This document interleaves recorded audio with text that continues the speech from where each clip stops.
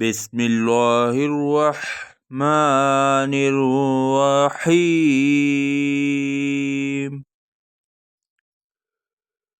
إذا السماء انشقت وأذنت لربها وحقت وإذا الأرض مدت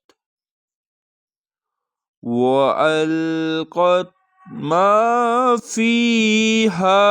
وتحلت وأذنت لربها وحقت يا